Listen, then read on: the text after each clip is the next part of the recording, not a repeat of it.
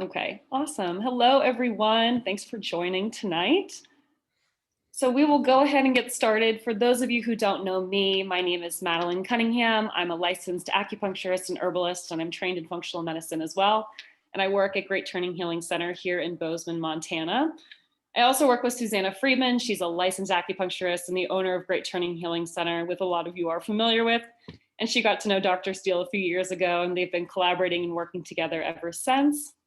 And it is an absolute honor to introduce Dr. Phillip Steele. Dr. Steele is a board certified in both family medicine and sports medicine as a physician at Performance Injury Care and sports medicine in Helena, which I had the pleasure of visiting recently. He is one of the top musculoskeletal ultrasound experts in the country, which those of you who have gone to see him can absolutely attest to. He seems to get to the root cause of people's pain and has a super in-depth understanding of the human body. So I'll go ahead and hand it over to Dr. Steele to discuss his exciting findings and new concepts in low back pain. Okay, I'm going to hit screen share here. Perfect. Go there and here and go to that. Okay, hopefully everybody's seen what I'm seeing, hopefully. So new paradigms in the treatment of low back pain. Wow.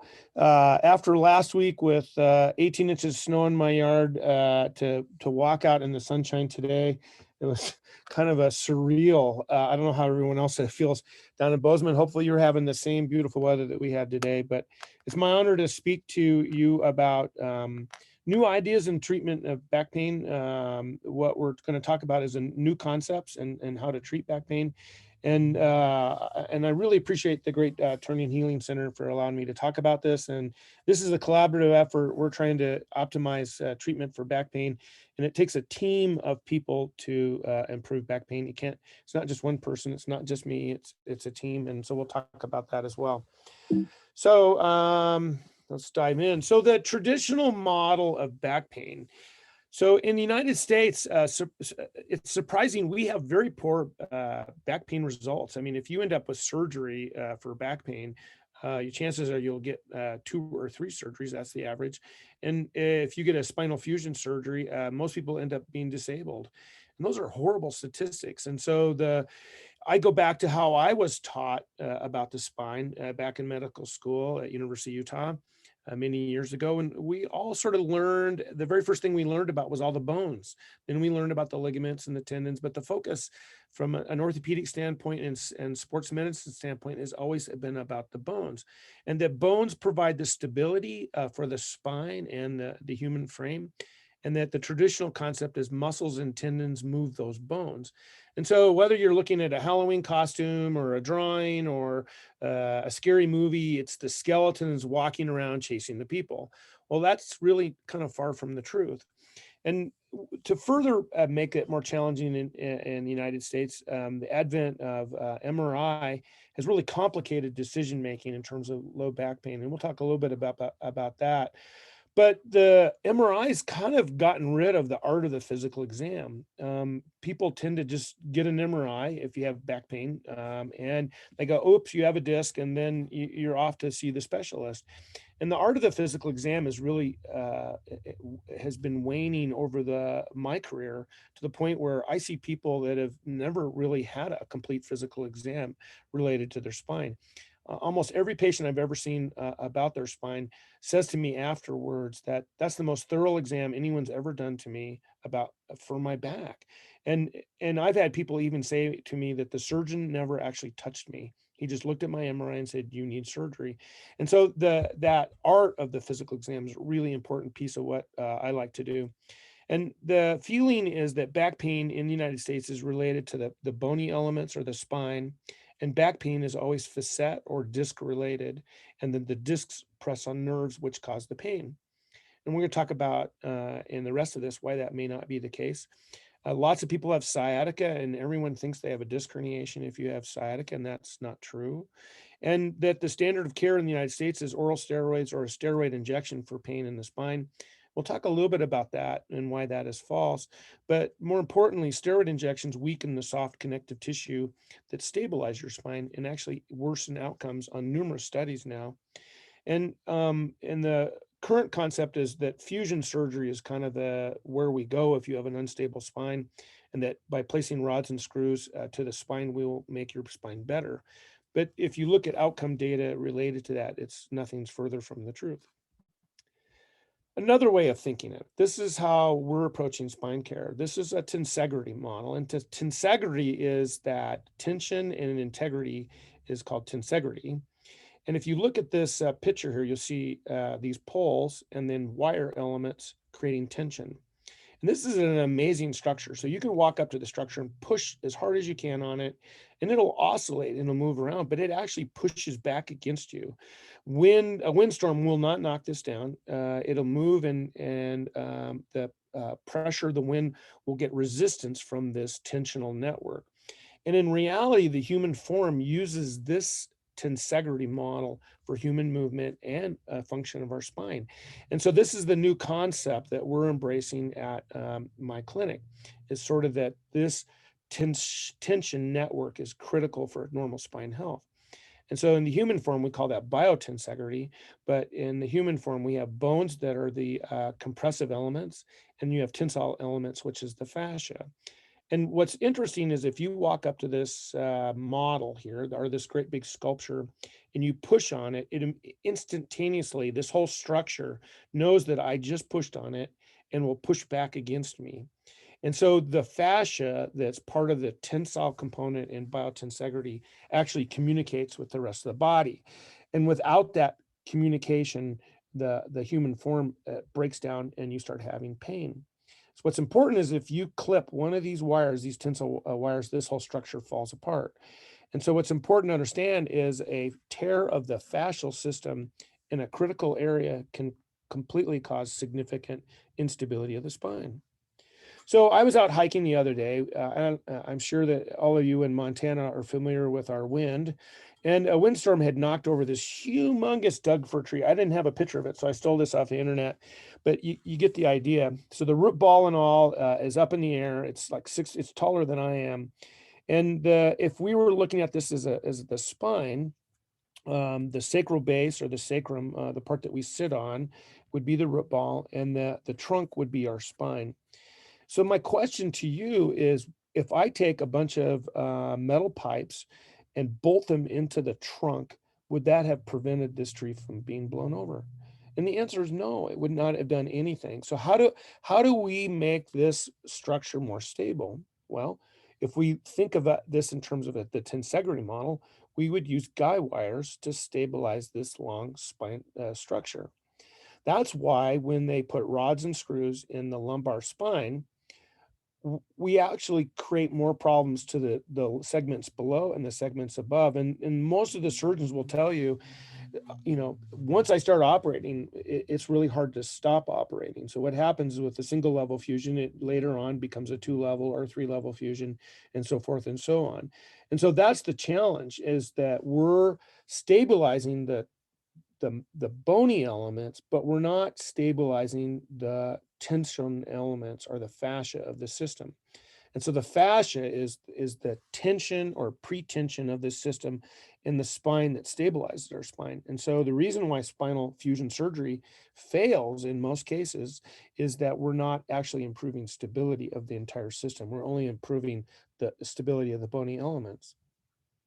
So the biotensegrity model, I love these models. This is a little tensegrity model where these cords are under tension, and this whole structure will move and bend, and just like the spine would. But none of these elements actually touch each other. It's all from tension that creates this structure.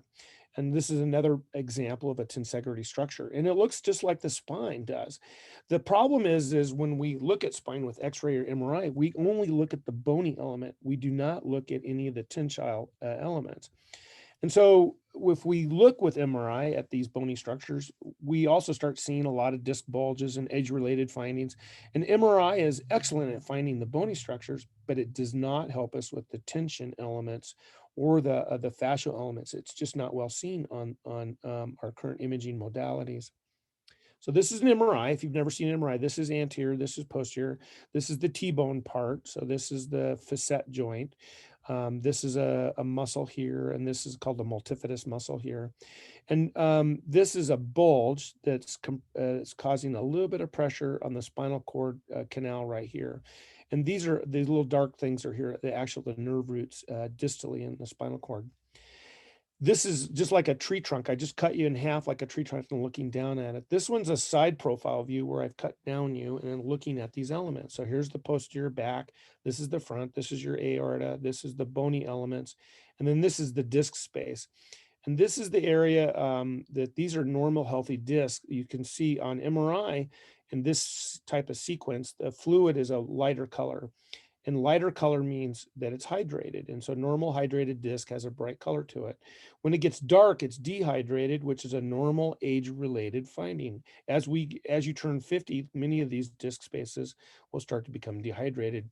And if we do a study looking at MRIs of people that have never had back pain. So if I walk down the street and start pulling people at random and say, hey, sir, how old are you? Oh, you're 50. Have you ever had back pain? No. Does your back bother you? No. Have you ever seen a doctor about your back? No, no, no. So all the questions about their back are negative. I say, well, you just want a free MRI of your back, and I put you in the scanner. The number of people that will have significant disc bulges will be almost equal to your age. So if you're 50 years of age, your chances of having a significant disc bulge that can lead the physician down the wrong path is 50%. And so MRI is really, really good at finding things, but it is very, very poor at confirming whether that's a pain generator or not. And so the sensitivity of a test is how good it is at finding something. So MRI is like 90% to 95% good at finding disc bulges, but the specificity, how well that correlates to your pain, is only about 20%. And so if we go back to our fascial model, that the fascia has a pretension system, MRIs are really focused, as you saw, only on the bony elements. They're not looking way out here in the periphery of the tensile or the tension components. So this is a TARP structure. It's tensile. We've got the guy wires all out, and it's taut. And so if I walk over here and flick this with my thumb, it's going to sound like a drum. And instantaneously, that vibration will be felt throughout that entire tent. So that tensile component is an important in terms of communication to the entire musculoskeletal system. So what is more probable, that when you're standing on a single foot and you decide to change how you're balancing, that a signal goes all the way to your brain and back down and says, oh, your little toe needs to move, or instantaneously the fascia of this system tells your foot what to do. And that is in what reality happens. Now, if I pull one of these tent stakes out of the ground, this whole structure now loses that communication ability. So imagine if you're lifting something heavy, you feel a pop in the back or a ripping sensation, and you tore this tent stake out of the ground. Your back no longer communicates and you develop muscle spasm. That's what happens. The muscles don't know how to work together, so they start spasming and you start having pain. Well, what's interesting is that the fascia is heavily innervated with nerves as well. So it's innervated with pain receptors. It's innervated with proprioceptive type of receptors. And proprioception is the ability to balance and figure out where your body is in time and space. And then it's packed with stretch receptors. So if you stretch it wrong, it'll create pain. And so this entire system is built for feedback, for human movement, control of the spine and stability, as well as communication, so that you can walk, you can run, you can jump, you can hop, you can do all these things. And when we cut through the spine to do a surgery and this doesn't heal, the system is bound to fail. And so imagine, that we did this surgery, but none of this develops its tightness back so that this fascia can communicate with the muscles that it used to communicate with. So we've all gone camping, hopefully, and we've all said, oh, it's a beautiful day. I don't need to stake out my tent. And you come back to this because the wind never blows in Montana. And so we know what happens if the tension system fails in a TARP, but what happens in our spine? So that same biotensegrity stability model starts to fall apart when the pretension is lost. So it's really important that you have an ability to evaluate that pretension. And that's what we're going to talk a little bit more about here in a minute. The other piece that's interesting is we've all seen these little advertisement things where they have the little fan, it's blowing air through this and the thing squiggles back and forth at the car lot. Well, what's interesting is if you really think about it, this is like a fascial system. And if we put muscle inside that and we contract that muscle, if this thing was laying limp on the ground and I contract those muscles, this thing would go vertical again. And so what is also important about fascia, it actually elongates the spine. It actually makes the spine longer. And so if you disrupt that system, then the ability to elongate your spine and stabilize your spine from the muscles is diminished as well. So not only does it help with the muscle coordination and communication, the pretension system also helps with the stability, but that muscle elongation pattern is also lost. And so this is an example of a gentleman that's had 3 back surgeries.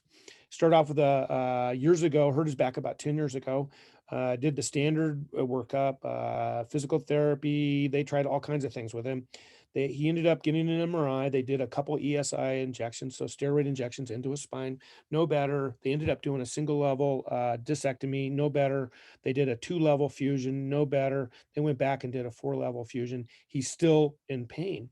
So he's no better after 10 years. This gentleman's been in back pain for 10 years. So this is him trying to balance on a single leg. You can see the muscles are fasciculating. Nothing's working correctly. They're not coordinated to stabilize his spine. He's going to switch sides. And the same pattern, all this muscle fasciculation, everything's not working right. You can even see the muscles in the shoulder fasciculated. Everything is not working. Nothing is communicating in this gentleman. And so remember I said that if you tear your fascia in key locations, everything unravels. And so what I'm going to do here is I'm going to put 1 pound of pressure at a key location, and you're going to see that he's better. It's not completely better, but he's better. I'm going to switch to this side. Now I'm not touching this side, and so this side's not a whole lot better either. I'm going to switch and touch a key location where the fascia can tear right at the 12th rib, and watch what happens to this gentleman. I'm putting 1 pound of pressure. I'm not stabilizing him in any way. His balance is a ton better. Okay, now we're going to switch legs again and still having trouble over here. So he's actually going to fall over. And now I'm going to put my finger again, like 1 pound of pressure at a key fascial insertion. And look at the stability, ton better. I'm not holding him up. So when we talk about the catastrophic effect of a small fascial tear is very significant. And so that's what we're focusing on. Now, remember, I keep saying that the fascia helps with muscle coordination. Muscle coordination requires, even if it's a fascial tear in the lumbar spine, for me to push here, the spine has to work. So you have to elongate the muscles in the back. All these muscles have to stabilize the base so that he can resist me. So I'm going to push down on this arm, and he can't fight me off. Now I'm going to add tension by a key fascial location, and I'm pushing and I can't break him. Okay, I'm going to try again without that tension. And then I'm going to push on a secondary key location, part of the serratus anterior. And I'm pushing down really, really hard, and I can't move his arm. So the latissimus dorsi and the serratus anterior are part of that key fascial system. And without those muscles contracting and understanding that pretension in the system and communication, the arm cannot work correctly. So this is what we're talking about. The thoracolumbar fascia is the part on the back. And I'm going to take a really complicated topic and try to make it as simple as possible. So in the green area is when you are doing core abdominal work. This is the muscles here, transverse abdominis, internal oblique, external oblique. So that's the green. And then it actually wraps around the quadratus laborum.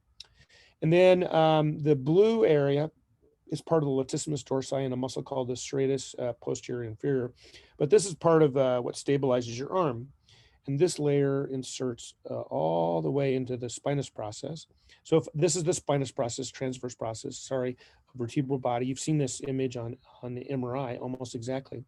These are muscles called the multifidus, longus, and ilicostalis. And this is the core muscles of your back. So when you do bridges or planks, these are the muscles you're trying to strengthen, is these guys. And so what's interesting is this little area right here where you see all 3 of these layers come together is called the lift, lateral intrafascicular triangle. And this area is that key little area that if you tear it, everything unravels. Abdominal muscle unravel. They can't contract correctly to stabilize you. The back muscles don't work correctly, and the arms can't stabilize you as well. And this area is key in terms of stability of the spine, and it's part of the pre-tension network that stabilizes your spine and is critical. And no MRI study shows this area. This is a different view of the same thing. So this is the spinous processes. These are the transverse processes, L1, L2, L3, L4. I'm looking from the back. This is your hip crest height. And this is the fascia layer right here. This is the fascia layer from the middle layer. So this would have those paraspinal muscles and the layer in blue right in here. And then right here is where the abdominal muscles come in for. So transverse abdominal, internal oblique, external oblique are all coming into this area. And this is the lift going up and down your spine, all the way up to the 12th rib and all the way down to the iliac crest or your hip bone. And so this is the area that's critical for spine stability. This is the network of cabling that stabilizes your spine. And so like that trunk of the tree that we can't stabilize with bars and rods and screws, this area is incredibly important for stability of the spine. So this is the tent stake you drive into the ground. So another way to look at this entire structure, so I'm kind of talking about this structure and how it looks in the human form, is that this is our tarp. Here's our tarp, and we have it anchored out. And if this was the human body, these would be the glute muscles. This would be the transverse abdominis. This would be the latissimus dorsi, and so forth. And the same thing happens here. Here's where your sacrum would be. Here's your hip bones on either side. And the glute max is the largest muscle in the body, and that muscle stabilizes, is the anchor for part of the thoracolumbar fascia on both sides. Transverse abdominis. This is this thing that we call the lift or the lateral raphe. Here's latissimus dorsi and trap. All those muscles are helping stabilize this tarp over our spine. This is the tension network. So when they do spine surgery from the back, they make a big cut through here. Whoops, go back one. They make a big cut through here and they throw a couple of stitches in it. I used to assist with this surgery, and they don't spend a lot of time repairing this because, you know, when I went to medical school, this stuff doesn't do anything. It's not even important. You just cut through it. But this tension network is critical for spine stability and muscle coordination. And so this is the model that we're working with in terms of helping people get better from chronic back pain. And this is my favorite slide in the whole thing. This is actually a drawing of the middle layer of the thoracolumbar fascia. So this is the part that we showed you in a vertical axis. Right here would be the lateral raphe or the lift. This attaches to the transverse abdominis. But you can see the guy wires to the entire system to stabilize the spine. And you can see how it attaches to the 12th rib here. And it actually attaches part of it to the diaphragm. So when you're lifting something heavy, you either breath hold or try to hold your breath to give you more stability. And this muscle right here is critical in terms of some of that stability. And if you tear any one of these off, you will lose stability of the spine. So imagine lifting something heavy, you hear a pop in your back, and now your muscles are all in spasm and you're in constant pain. Well, everybody else is looking here. We're looking out here at these little intersections. So a common problem in terms of as we age is a term called spondylolisthesis. Simply stated that the L4 is sliding over L5. So this is your spine, sacrum. This is L5, 4, 3, 2, 1. And you can see how this is slipped forward. Well, the surgical treatments for that is to fuse this and put a bunch of rods and screws. Our approach to this is completely different. What we're trying to do is stabilize these things so that it doesn't continue to slide. Because the reason it's sliding is because the pre-tension of the fascia is not stable. But then lots of my patients say, but I have sciatica. How does this relate to sciatica? So let's back up a minute. I said that the fascia is heavily innervated with nerve fibers, some of them pain receptors. So this is an old study. This was done years and years and years ago. This is, you know, like 60s, 70s type of research. So this guy thought, oh, boy, I wonder if fascia can cause pain. So they did myofascial trigger point injections, these little X's. And this is the referral pain pattern you get. That looks exactly like sciatica. He's injecting the fascia of the gluteus maximus, and he's reproducing sciatic pain. So not all sciatica is disc related. And in reality, more likely than not, it's not the disc. So 1958, Dr. Hackett, who pioneered prolotherapy, published this paper that was essentially all the spine surgeons in the country thumbed their nose at this. They basically, this doesn't mean anything, blah, blah, blah, blah. But what Dr. Hackett did is he injected the ligaments of the SI joint. So this is your hip. This is your hip bone here, and your spine would be right here. And there's this huge complex of ligaments that stabilize the SI. And what he did is he just injected the ligaments. He didn't inject the joint. He didn't go into anything else but the ligaments. And then he made drawings of what ligaments did what. That looks exactly like sciatica. So he's not doing anything to the nerve, but yet he's creating a perfect example of sciatic pain. So the current model is we have to stick a steroid in here because you have a small disc bulge and make your sciatic pain go away. Well, this may help in the short term because it is putting a steroid next to nerve, quiets down the whole system. If I put a 40 milligrams of steroid in your arm and you have back pain, you will feel better for a short period of time. So that's the challenge of steroid injections. Do they really do anything or really help us confirm where the pain's coming from? So actually, I'm going to go back here for a second. There was an amazing study done out of South Korea, just published a few years ago, where they took all these people with suspected ligament injury or SI joint pain. So they had 60 people in the study, 30 in one group and 30 in the other. The first group, they did a traditional SI joint injection. So under X-ray vision, moving X-ray vision, either CT or fluoroscopy, they stuck the needle in the joint and injected it. And the other group, they injected the ligaments of the SI. So they did not put the needle into the joint. In the ligament only group, 27 out of 30 people had amazing result. All their pain went away. In the joint injection group, only 7 out of the 30 got better. When they took and crossed over the joint injection into the ligament, the remaining 23 people got better. So standard of care in the United States, if we suspect SI pain is a possible cause of your low back, is we do a joint injection. That's the standard of care. And it doesn't tell us anything. It doesn't tell us whether or not that's where your pain's coming from. That's why acupuncture, myofascial release, ligament and tendon injections has a much higher probability of helping you in the long term. The other piece of the puzzle is this thing called the interspinous ligament. So I've been showing you the vertebral bodies. This is where the nerves come out. This is the spinous process. And this right here is called the transverse process. But I'm looking from here towards the spine. So I'm looking kind of at this same view, but from the opposite direction. So here's posterior, or this is posterior and anterior. So posterior, anterior. This is called the supraspinal ligament. This is called the interspinous ligament. And this is called the ligamentum flavum. And the dura of the spinal cord sac is adherent to that. And so contemporary studies are showing that if you flex forward, these fibers pull the ligamentum flavum this way so that the spinal cord doesn't get pinched. So that's really important. And if these fibers are torn or degenerative, then this doesn't occur and you develop sciatica. Well, the hallmark of a disc herniation pain syndrome is pain with forward flexion. And so it's completely false. So all the information that I was taught when I was in medical school is absolutely incorrect.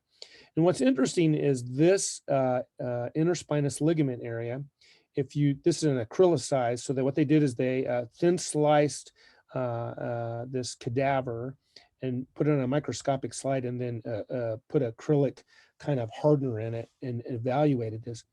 And remember I talked about there's the posterior layer and the middle layer of the fascia.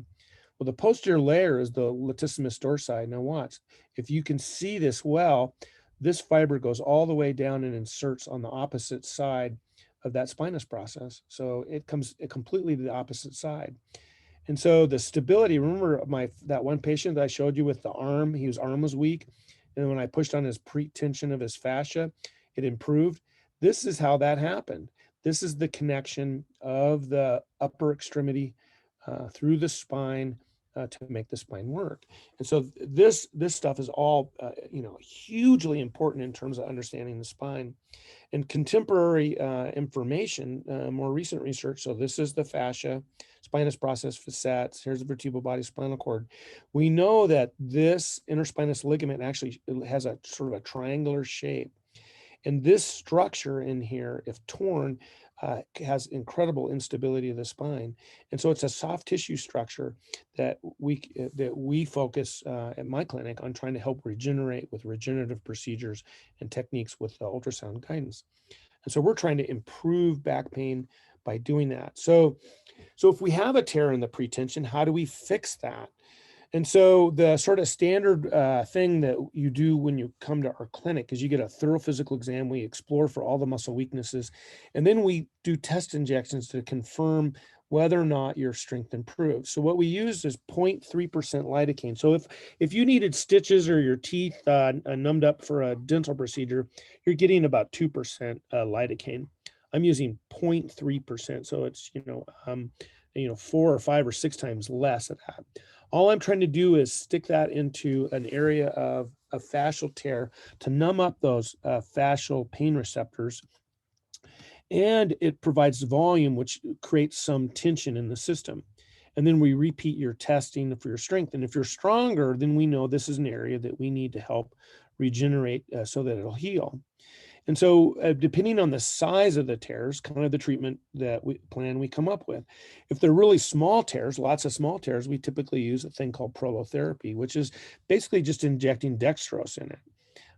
Dextrose does seem to work as an anesthetic or analgesic effect, but it also creates some regenerative capability. Although it's a weak regenerative capability, it still creates some regenerative to that tissue. It causes the tissue to try to heal itself. If you have a medium-sized tear, we typically use a substance called platelet-rich plasma, where we're getting the growth factors from platelets and injecting that into the area. And we use that. Probably the most common thing that we use for these fascial tears is either platelet-rich plasma or this special spin technique where we get platelet-derived growth factors, where we're just sticking the growth factors in. And for big tears, where they're massive tears, or they're far apart, they haven't healed, they've been really old, then we use adipose graft for this cell type called a periocyte, which is a type of, in layman's term, a stem cell, but I don't like using that term. And we use bone marrow concentrate for mesenchymal signaling cells and stem cells to help with healing as well. So we have all those different options, but it really depends on, you don't need bone marrow to fix a small tear, but you do need it to fix the larger, bigger problems. So once we've done a procedure, what happens? Well, if we've identified your tear, we use ultrasound to guide the needle to the correct location. And after the procedure, about 1 to 4 days, decreased activity, mostly walking, no non-steroidal anti-inflammatories, they inhibit healing. And lots of just, every hour or two, we have you do 5 minutes or 10 minutes of walking, because walking rehab is the best way to solve this. Most of our patients about 4 weeks come back and they say, I don't know that I'm all that much better. And they're actually kind of disappointed, even though I've had this conversation with them. I'm saying, well, let's see if you're stronger. And so then we do all their muscle testing, and they just look at me incredulously and go, oh my God, my strength is I haven't been that strong in years. And so all this testing that we do is confirm that the strength is improving. And so strength returns first, and then pain goes away. And by 8 weeks, most people are saying they have good days and bad days, but overall they're able to do more without getting a flare. And they seem to think each week is better than the week before. And then by 12 weeks, most of our patients are seeing more good days than bad days. So this is a patient that I treated not too long ago. This guy's had 7 back surgeries, 7. You'd think after the first one that didn't help, he wouldn't keep doing more. But this is before I treated him. So he's actually pretty rock solid on that right side. And look at the left. He is not able to control his body. So there's loss of communication, loss of pretension in the system. Now on ultrasound, I had found this one little small tear in his fascia that was one of the major players. And look at the difference. This is 1 pound of pressure, okay? So we actually had to, it was a big tear, so we actually had to use adipose tissue to fix this. And so here he is post-treatment. Here he is on the right leg, solid as a rock. This is about 4 weeks post. And look at that improvement. And so that's what we're hoping to see, is if you can redevelop the pretension in the system, muscles will communicate, and much of your back pain will get better. Now, obviously, somebody that's having 7 back surgeries, I can't make all their pain go away. No one can, but we can get them their life back. And part of our post procedural care is really, it's a team approach. It's all about nutrition. Your gut health is critical. If you're eating the wrong foods and your gut is unhealthy, you have all kinds of inflammation, and you're going to make it harder for us to help you. We do strongly believe in acupuncture, muscle stimulation for activation, and strengthening programs are very specific. And these guys here are experts at this, and we love it when they're involved in our patients, because they're helping us get the best outcomes. And then we also like osteopathic manipulation. So if you have a DO that you're familiar with, we don't want snap, crackle, pop, but what we want is myofascial release. If an area is too tight, to sort of help balance out an area of laxity with an area that's too tight. So the goal is balanced ligamentous tension, or fascial tension is the key. And so I've oversimplified this completely.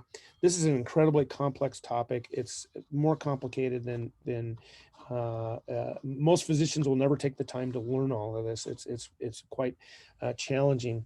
But with high resolution ultrasound imaging, you can find these tears in the fascia. So this is the posterior layer that I showed you. This is the red or middle layer. And this tear is here and creating tons and tons of pain. And we found this through an accurate history physical exam. We want to know exactly how you hurt your back and how many times.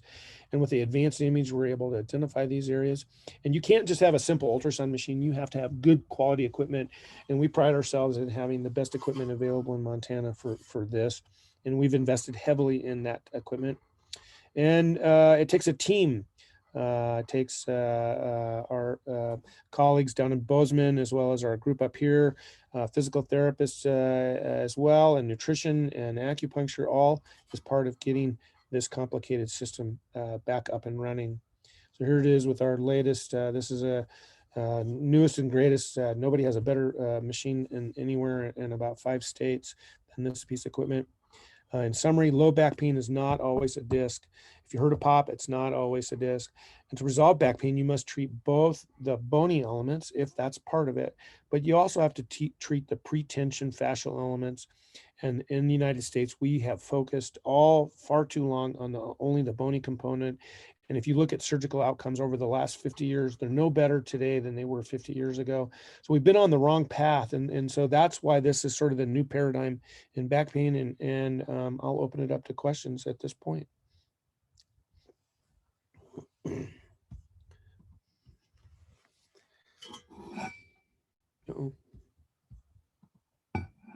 Any questions for Dr. Steele at this time? And you will have to unmute yourselves. So Dr. Steele, if it's okay, if we have any questions, I can expand a little bit on what we do here at Great Turning Healing Center and what our role is in this back pain equation, if that's all right with you. Mm-hmm. Perfect. So like Dr. Steele was saying, this absolutely takes a team. It's a multifaceted approach. And what we're focusing on here at Great Turning Healing Center is not only working on your post-procedural outcomes, making sure that we support the muscles, like Dr. Steele was saying, this TARP concept, we can really work on muscle stimulation and strengthening around the spine to get that spine supported, but we can also work with you pre-procedural as well. So that can look like getting labs from you. Our patients who are on here are familiar with our wellness plans that are really comprehensive. And we've come up with this concept of doing a little bit of a wellness plan, a more mini version before a procedure like a PRP or prolotherapy, where we can get labs from you and look at your inflammation levels and your blood sugar and your nutrition and really optimize your body so you're able to get these better treatment outcomes when you do get these procedures. So that is what we want to focus our role, both pre and post procedural, supporting the body and helping Dr. Steele do his fabulous work.